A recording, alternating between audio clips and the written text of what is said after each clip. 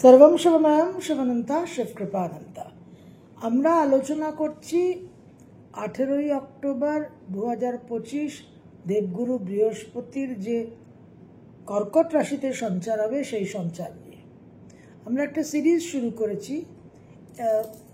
কিছুদিন পর পর আমরা এই ভিডিওগুলোকে দেখতে শুনতে পাচ্ছি, কারণ ইন বিটুইন তো আমাদের দৈনিক পথ চলা এবং অন্যান্য গ্রহণের প্রেডিকশন ফলা এই সমস্ত ভিডিও থাকছেই। তো আজকে আমরা যেটা আলোচনা করব সিরিজে, যেটা লাস্ট ভিডিওতে শেষ প্রান্তে আমরা উল্লেখ করেছিলাম, যে বৃহস্পতির ফিফথ অ্যাসপেক্ট, বৃহস্পতির পঞ্চম, সপ্তম আর নবম ভাবে দৃষ্টি থাকে। একটা জিনিস আমাদের একটু মার্ক করতে হবে, যে গ্রহদের যে দৃষ্টি, সেই দৃষ্টি থেকে কিন্তু গ্রহদের একটা বিশেষ কারকতা, বিহেভিয়ারিয়াল প্যাটার্ন আমরা জানতে পারি। এবার পঞ্চম, সপ্তম, নবম দৃষ্টি বৃহস্পতির সঙ্গে কমন হচ্ছে রাহুর। সপ্তম দৃষ্টি সব গ্রহর আছে, নবম দৃষ্টি একমাত্র বৃহস্পতি আর রাহুর, পঞ্চম দৃষ্টি একমাত্র বৃহস্পতি আর রাহুর। এই যে কমনালিটি, এই যে বৃহস্পতি আর রাহুর একেবারে সেম টু সেম। আমরা জানি মঙ্গল হঠকারী, মঙ্গল ভীষণ দুর্দমনীয়, মঙ্গলের মধ্যে প্রচণ্ড একটা অহংকারী ভাব, মঙ্গল সব কিছুকে অর্জন করতে চায়, পেতে চায়। এই বৈশিষ্ট্যগুলো, এই ক্যারেক্টারিস্টিক্সগুলো কিন্তু রাহুর মধ্যেও আছে।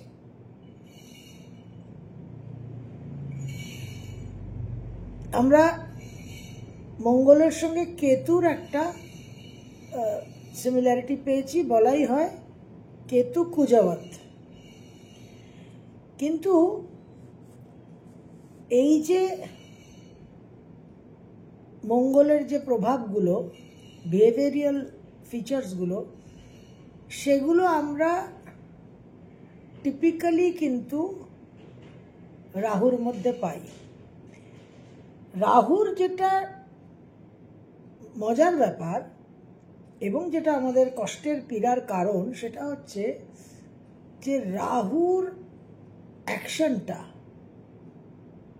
রাহুর যে প্রভাবটা আমাদের উপর, সেটা আমরা অনুভবই করতে পারি না। রাহু একটা সূক্ষ্ম, একটা ম্যাথমেটিক্যাল পয়েন্ট, তার কোনো অস্তিত্ব নেই। সেই জন্য রাহুর যখন দ্য ওয়ার্কিং অফ রাহুকে আমরা বায়ুতত্ত্ব, শনিও বায়ুতত্ত্ব, কিন্তু শনি তো একটা প্ল্যানেট। তো এই যে পঞ্চম, সপ্তম, নবম একই দৃষ্টি, এইখানেই হচ্ছে আসল খেলা। এই বৃহস্পতির যে 2025 থেকে 2032 যে ফেজটা, অতিচার গতি, এই ফেজটা আমাদের জন্য একটা মেক অর ব্রেক ফেজ, ভীষণভাবে গুরুত্বপূর্ণ হতে চলেছে। একটা বৃহস্পতি আর রাহুর দৃষ্টি বিনিময় আমরা এক্সপিরিয়েন্স করছি। এবং যেটা আপনাদের বলেছি, যে রাহু ম্যাসকারেডস অ্যাজ জুপিটার। খুব দামি দামি যে সমস্ত এক্সক্লুসিভ ডিজাইনার জিনিস হয় ব্র্যান্ডের, আমাদের দেশের সব্যসাচী বাবুর অ্যাটায়ার, ক্রিস্টিয়ান ডিওর, সথেবিজে যে সমস্ত অকশন হয়, আরও সব নাম করা সমস্ত টিমথিজ, হ্যারডসে যে সমস্ত বিক্রি হয়, সমস্ত বিশেষ বিশেষ সব মোবলা, প্রাডা, হানা তানা, এই সমস্ত ইউনিক এক্সক্লুসিভ দ্রব্যের একটা করে ফার্স্ট কপি বেরোয়, ফেক, এবং সেই ফার্স্ট কপির আলাদা মার্কেট হয়। যারা খুব কেনাকাটা করতে ভালোবাসেন, শপিং করেন, তারা জানেন ব্যাংককে, দুবাইয়ে, বিশেষ করে ব্যাংককে এই ফার্স্ট কপির একটা হিউজ মার্কেট, এবং খুব সস্তায় পাবেন, কারণ যেটা অরিজিনাল সেটা ধরাছোঁয়ার বাইরে। এবং অরিজিনাল একটা কি দুটো পিস কি তিনটে কি চারটে পিস তৈরি হবে, এবং সেটা বিশেষ ধনী লোকদের কাছে যাবে।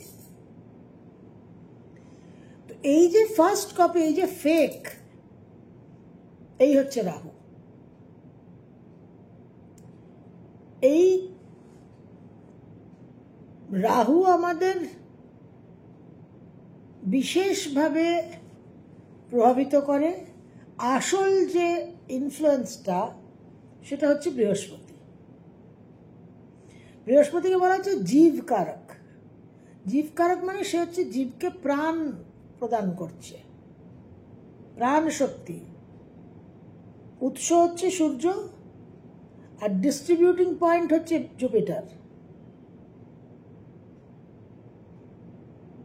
ফ্যাক্টরিতে সমস্ত কিছু তৈরি হয়, কিন্তু ফ্যাক্টরি থেকে ডিস্ট্রিবিউশন হয় না।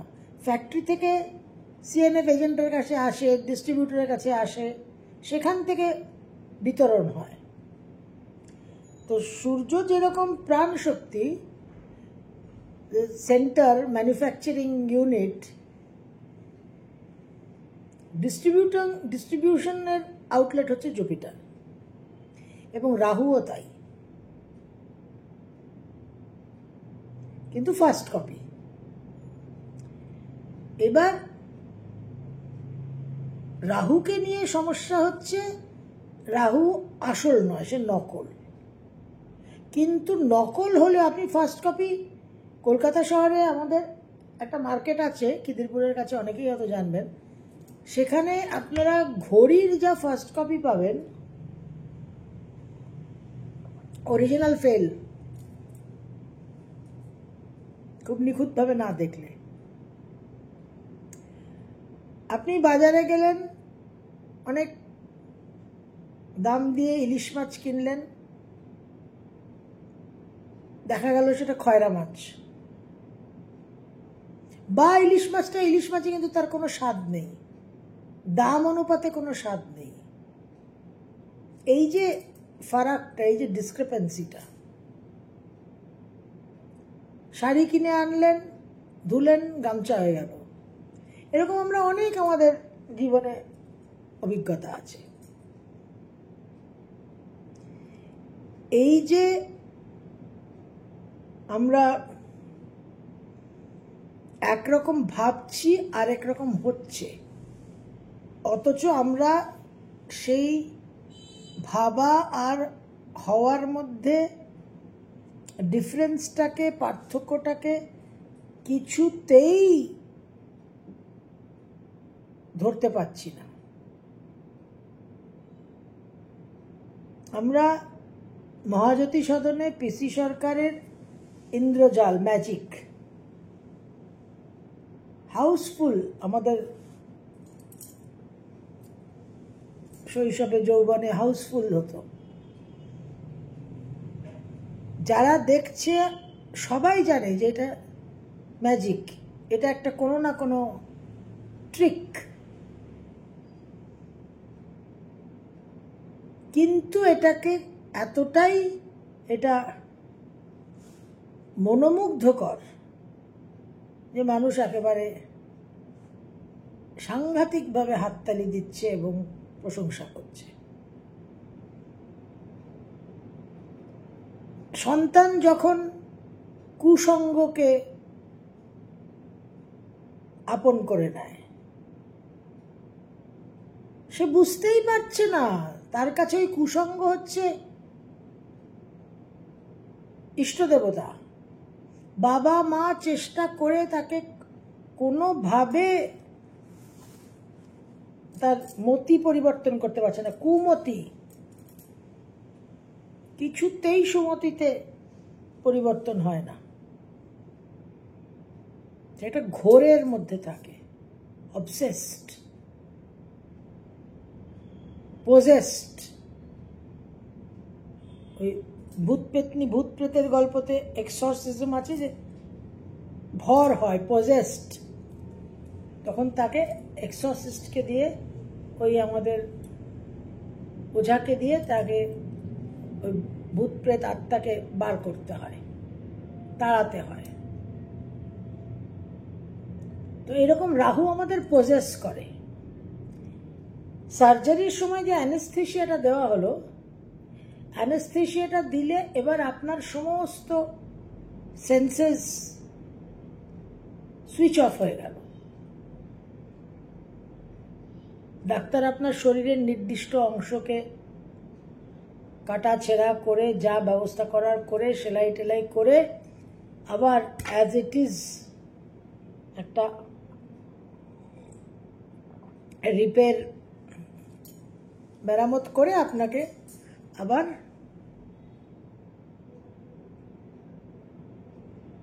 জ্ঞান ফিরিয়ে দিচ্ছে। ওই যে অ্যানেস্থেসিয়া কালীন আপনি কিছুই বুঝতে পারলেন না, কিছুই জানলেন না, কিছুই অনুভব করলেন না, অথচ সবকিছু হলো।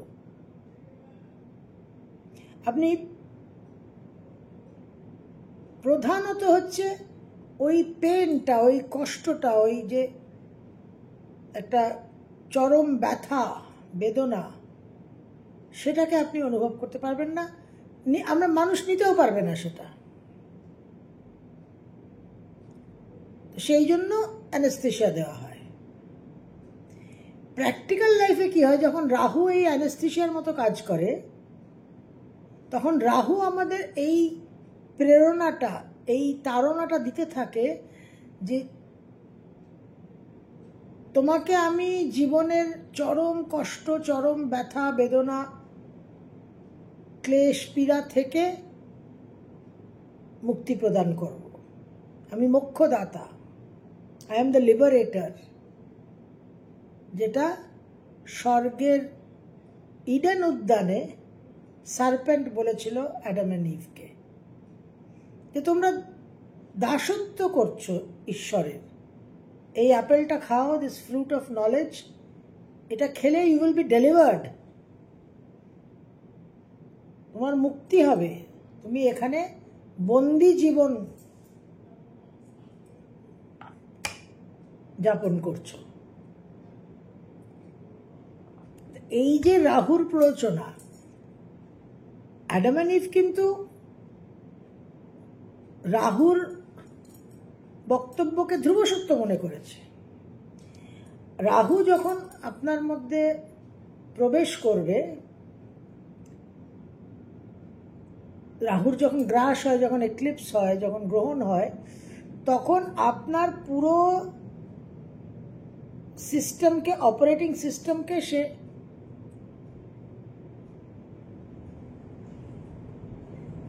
একটা সুইচ অফ করে দেবে এবং নিজের অপারেটিং সিস্টেম সে চালু করবে। আমরা অনেক বিদেশি, পাশ্চাত্য দেশের সিনেমায়, কিছু কিছু আজকাল ওটিটি প্ল্যাটফর্মেও দেখি যে বিশেষভাবে এই টেকনোলজিক্যাল স্পেশাল অপস বলে একটা ওটিটিতে যে সিরিয়াল আছে, কে মেননের, খুব বিখ্যাত। সেখানে ওই যে একটা হ্যাকিং হচ্ছে, যে ই ভাইরাস, এখন তো বলাই হচ্ছে যে নেক্সট ওয়ার, পরের যুদ্ধ আর কোনো গোলাবারুদ, বন্দুক দেওয়া হবে না, সমস্ত কিছু will be from here, artificial intelligence and machine learning, রাহুর কারক। তো আমরা ওইসব সিনেমাতে, ওটিটি সিরিয়ালে যে দেখেছি যে পুরো একটা দেশের পুরো ফাইন্যান্সিং, ব্যাংকিং সিস্টেমকে হ্যাক করে নিল, ফাইন্যান্স অ্যান্ড ব্যাংকিং সিস্টেমের মধ্যে ঢুকে পুরো কন্ট্রোল সে নিয়ে নিল। এবার সে যেখানে খুশি টাকা ট্রান্সফার করছে। ঠিক সেই রকম রাহু আমাদের ইন্টেলিজেন্সের মধ্যে প্রবেশ করে। Rahu itself is intelligence. Rahu কিন্তু ভীষণ innovation, out of the box, unique, অভিনব সমস্ত চিন্তাভাবনা প্রদান করে সঠিকভাবে কার্যকর হলে। তো রাহু আমাদের সিস্টেমের মধ্যে প্রবেশ করে আমাদের ব্রেন, আমাদের ইন্টেলিজেন্স, আমাদের থিঙ্কিং, মনন চিন্তনের পুরো কন্ট্রোল নিয়ে নেয় এবং সে আমাদের তখন চালনা করে। তো এই রাহু যে আমাদের চালনা করছে, আমরা ভাবছি এটা বৃহস্পতি, এটা কিন্তু বৃহস্পতি নয়। এবং পরিণতি যেটা হবে, রাহু আমার সিস্টেমকে ওভার পাওয়ার করে কন্ট্রোল নিয়ে আমার সিস্টেমকে যখন চালাবে, তখন তার যে পরিণতি সেটা সম্বন্ধে আমার কোনো আইডিয়া নেই, আমাকে পরে কনসিকোয়েন্সেস ফেস করতে হবে। এবং রাহু যেহেতু অত্যন্ত মনোমুগ্ধকর, আকর্ষক, এক্সট্রিমলি এন্টাইসিং অ্যান্ড অ্যালিওরিং, বৃহস্পতির মধ্যে ম্যাগনেটিজম আছে না, বৃহস্পতির হাইয়েস্ট ম্যাগনেটিজম, ঠিক সেই রকম রাহুর মধ্যেও একটা পাওয়ার অফ অ্যাট্রাকশন।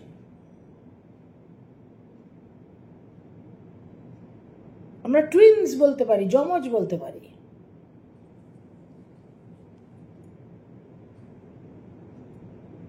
কিন্তু সেখানে দেবপুত্র হচ্ছে বৃহস্পতি আর অসুর পুত্র হচ্ছে রাহু।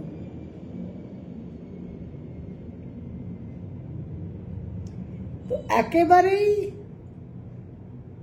রাহুর যে প্রভাবটা, সেটাকে আমরা ভুল করি, উই মিস্টেক ইট ফর বৃহস্পতি। সেই জায়গা থেকে আমাদের পরবর্তীকালে একটা বিশেষ সমস্যা অথই জলে পড়তে হয়। কারণ বৃহস্পতির এই যে ফিফথ অ্যাসপেক্ট, এই ফিফথ অ্যাসপেক্টের সঙ্গে সঙ্গে রক্ষাকর্তার ভূমিকাটা ভীষণ নিবিড়ভাবে যুক্ত, দ্য প্রোটেকশন ফ্যাক্টর। রাহু আমাদের সমানে এই অ্যাসিওরেন্স দিয়ে যাবে, এই প্রতিশ্রুতি দিয়ে যাবে যে চিন্তাও নেই, all is well, all is well, full protection আছে। কিন্তু রাহু গাছে তুলে মই কেড়ে নেবে। এবং এই প্রোটেকশনের জায়গাটা যখন রাহু আমার সিস্টেমকে কন্ট্রোল করবে, করে রাহু আমাকে দিয়ে যা যা কাজ করাবে, সেখানে আমার বিশেষভাবে প্রোটেকশনের দরকার। কারণ রাহুর কারণে আমার আইন ঘটিত সমস্যা তো হবেই হবে, অথচ রাহু আমাকে কোনো প্রোটেকশন দেবে না।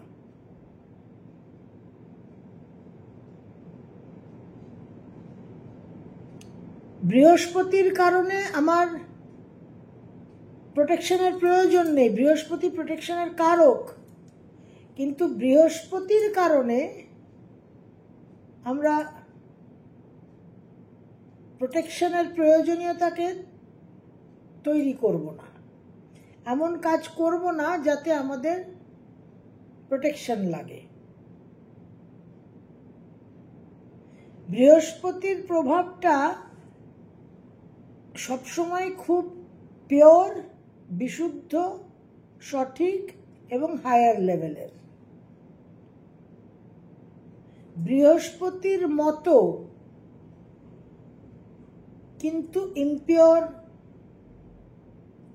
ডিস্টর্টেড, বিকৃত যে প্রভাব, ফার্স্ট কপি, সেটা রাহু।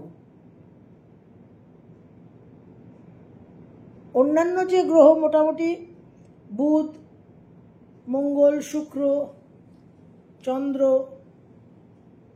শনি, এদের যে একটু হায়ার আর লোয়ার যে ম্যানিফেস্টেশনটা, সেটা অন্য কোনো ইনফ্লুয়েন্স তার মধ্যে ঢুকছে না খুব একটা। তাই বলে রাহু কি চন্দ্রকে ইনফ্লুয়েন্স করে না, বুধকে করে না, শনিকে করে না? অবশ্যই করে। একটা একত্রে গ্রহ সন্নিবেশ থাকলে তার তো প্রভাব থাকবেই। কিন্তু টিপিক্যালি আমরা বলতে পারি যে ফেক মুনটা মুনই, ফেক মার্কিউরিটা মার্কিউরি, কিন্তু ফেক জুপিটারটা একেবারে একটা আলাদা কিছু, যেটা হচ্ছে রাহু। মানে এইভাবে আমরা ভাবতে পারি যে ধরুন মোনালিসা, লিওনার্ডো ডা ভিঞ্চির মোনালিসা। এখন লিওনার্ডো ডা ভিঞ্চি যদি আরেকটা মোনালিসা এঁকে থাকতেন, সেকেন্ড, উনি যদি দুটো মোনালিসা আঁকতেন, কিছু তো ডিফারেন্স হতো। একেবারে নিখুঁতভাবে অবিকল একদম সেম টু সেম তো হতো না। তাহলে যেটা একদম পারফেক্ট আর যেটা একটু কম পারফেক্ট, সেখানে আমরা বলবো অরিজিনাল জুপিটার আর ফেক জুপিটার। কিন্তু জুপিটার কমা, কিন্তু এটা লিওনার্ডো ডা ভিঞ্চিরই সৃষ্টি। আর এটা বাজারে গিয়ে যখন ফেক বেরোচ্ছে, প্রিন্ট বেরোচ্ছে ইত্যাদি, সেটা টোটালি রাহু। আশা করি আমি কনসেপ্ট আপনাদের বোঝাতে পারছি। তো একটু উইক, একটু অ্যাফ্লিক্টেড, একটু দুর্বল, লেস পাওয়ারফুল জুপিটারে অসুবিধে নেই। কিন্তু জুপিটারের জায়গায় যদি রাহু প্রবেশ করে, যেটা আমরা সমুদ্র মন্থনে পেয়েছিলাম, যে দেবতা সেজে তিনি বসে পড়লেন অমৃত পান করতে। আমাদের আইডেন্টিফাই করতে হবে, ডিটেক্ট করতে হবে, শনাক্ত করতে হবে যে আমার সিস্টেমের মধ্যে বৃহস্পতিরই একটু দুর্বল, একটু কম বিশুদ্ধ প্রভাব কাজ করছে, না একেবারে রাহু এসে প্রবেশ করেছে। এই জন্য রাহুকে ভাইরাস বলা হয়। আউটসাইড এন্টিটি যে এসে সিস্টেমকে কারাপ্ট করে। এই বিষয়গুলো অত্যন্ত গুরুত্বপূর্ণ। এখন ওই রাশিফল খাই করলে হবে না। ওই দৃষ্টি খিদে আর পেটের খিদে এবার একটু আমাদের নিয়ন্ত্রণ করতে হবে। High time. এখন 7 বছর we are in for big trouble.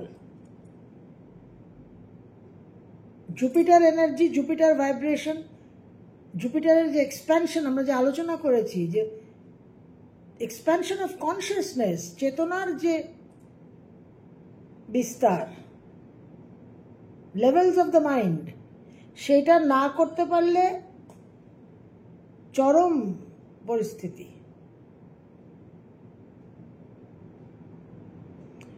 কোভিডের সময় কি হলো? কোভিডের সময় যে অ্যাকশনটা হলো, তাতে একদম একটা রোগের মাধ্যমে, একটা ব্যাধির মাধ্যমে মানুষের একেবারে বৈকুণ্ঠ গোলকধাম ট্যুর প্ল্যান হয়ে গেল। কিন্তু এই যে বৃহস্পতির অতিচার গতি, যেটা 2032 অব্দি চলবে, we are moving to the next level. এবং এই নেক্সট লেভেলের যে মুভমেন্টটা, এতে যেটা হওয়ার সম্ভাবনা, সেটা হচ্ছে মানুষের ভোগান্তি হবে। ওই ঝাড়াই বাছাইটা ওইভাবে একদম মৃত্যু, ডেথ, জীবনাবসান হলে তো আপনার সব সমস্যার সমাধান হয়ে গেল। আর নতুন করে সমস্যা হবে যখন আরেকটা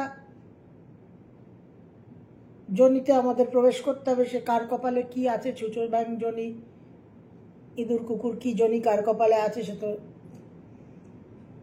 যমরাজই জানেন, কিন্তু এই কামিং ফেজে 32 সাল অবধি আমাদের ওরকম একটা আউটরাইট ক্লিয়ারেন্স হবে না। ক্রনিক ডিজিজের মতো একদম সেই অজিতের ডায়ালগের মতো হিন্দি সিনেমার, लिक्विड ऑक्सीजन में डालो,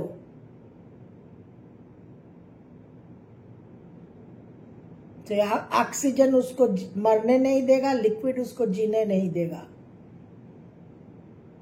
ওই রকম একটা তরফকে। তো ইট ইজ ভেরি ইম্পর্টেন্ট এখন, যে কারণে আমি অবশ্যই আপনাদের সঙ্গে মেষ থেকে মীন রাশি আলোচনা করব, কিন্তু সেই আলোচনাও একটু অন্য আঙ্গিকে হবে।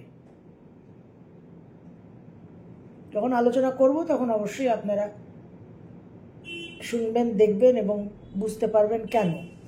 তো বৃহস্পতির উপরে এমফাসিসটা এই জন্য দিচ্ছি কারণ এই প্রিপারেশন, এই প্রস্তুতিটা ভীষণ ইম্পর্টেন্ট। এখনো যদি আমরা এই ওয়ার্নিং বেলটাকে উপযুক্ত মান্যতা না দিই তাহলে আমাদের বিশেষ সমস্যার মধ্যে পড়তে হবে। কারণ এই ফেজের মধ্যে 2027-এর পরেই তো শনিও নিচস্থ হবেন।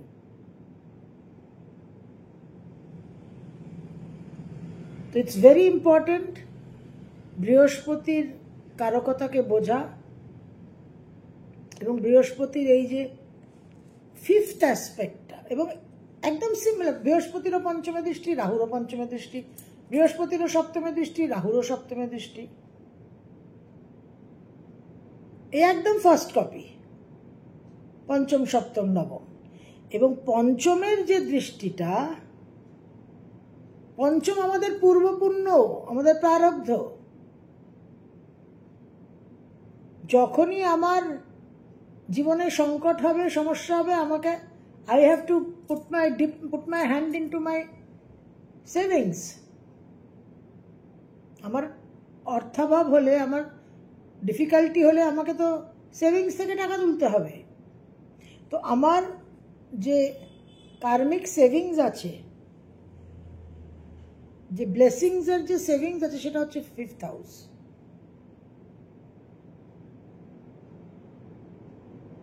এবার ওই ফিফথ হাউসের যে বৈশিষ্ট্যটা, সেটা হচ্ছে খুব গুরুত্বপূর্ণ, সেটা আমরা আগামী ভিডিওতে আলোচনা করব। सर्वं शिवमयं शिवनन्ता शिवकृपानन्ता।